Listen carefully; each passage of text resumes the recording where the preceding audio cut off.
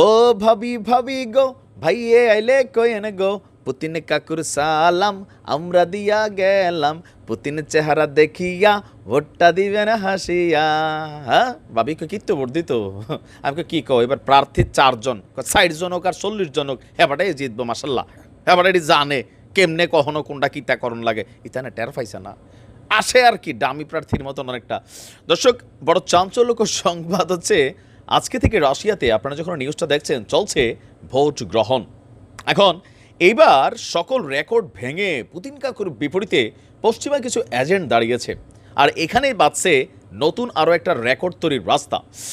রুশ সংবাদ মাধ্যমগুলো বলছে অল রাশিয়া পিপলস ফ্রন্টের প্রার্থী দ্য ব্লুটুথ কাকা দ্য ঝুকাঙ্গানি সালা ভ্লাদিমির পুতিনের মূল লড়াইটা হচ্ছে রুশ কমিউনিস্ট পার্টির প্রার্থী নিকোলাইয়ের সাথে। এছাড়া লড়াইয়ের মাঠে রয়েছে লিবারেল ডেমোক্রেটিক পার্টির লিওনিদ এবং ইউনিয়ন অফ প্রোগ্রেসিভ পলিটিক্যাল ফোর্সের আপনার ডাভান কোভো। তবে গত আড়াই দশকে কার্যত বিরোধীহীন হয়ে পড়েছে রুশ রাজনীতি।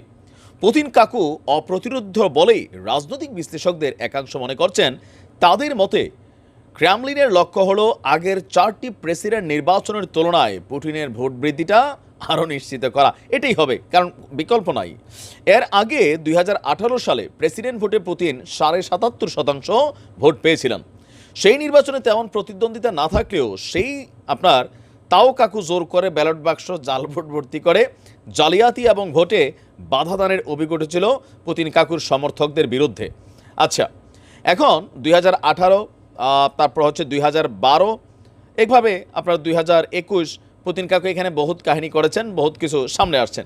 এখন মূল আলোচনার জায়গাটা কোনটা? এবার যদি পুতিন কাকুর জয় নিশ্চিত হয়, নিশ্চিত তো হবেই আমরা জানি, তো রুশ রাজনৈতিকবিদদের একাংশ বলছেন তার সামনে এখন সাবেক সোভিয়েত ইউনিয়নের আরও 2 সুপ্রিম লিডার, এদের রেকর্ড ভাঙার অপেক্ষা।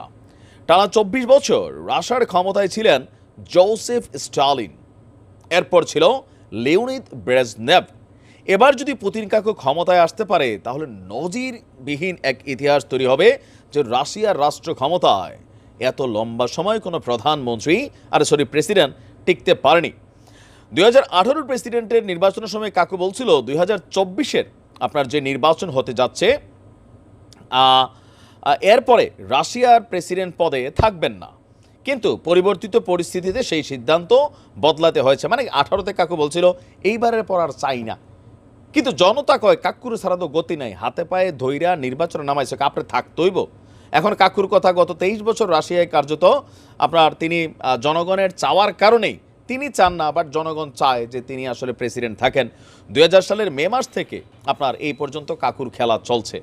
তো আমি বিশ্বাস করি কাকু তো জিতবে, ইহাতে কোনো ভুল নাই। যদিও আমাদের বাংলাদেশের নির্বাচন কমিশনের যিনি প্রধান আছেন সিইসি সাহেব, তিনাকেও কিন্তু আমন্ত্রণ জানিয়েছেন পুতিন কাকু যে কিভাবে রাশিয়ার নির্বাচন হয় তোমরা দেখা যাও কত সুষ্ঠু। তবে রাশিয়ার নির্বাচন বেসিক্যালি আসলে এতটা সুষ্ঠু হয় না, এটা আমরা জানি। তবে এক্ষেত্রে কাকু জায়েজ, ওনাকে ক্ষমতার থেকে সরালে এখানে বহুত কিছু ঘটে যাবে। সো নো অপশন, অনলি কাকু ইজ ভাইরাল। নাকি? ভালো থাকুন, আসসালামু আলাইকুম। বিজয়ের খবরটা একটু পরে দিচ্ছি।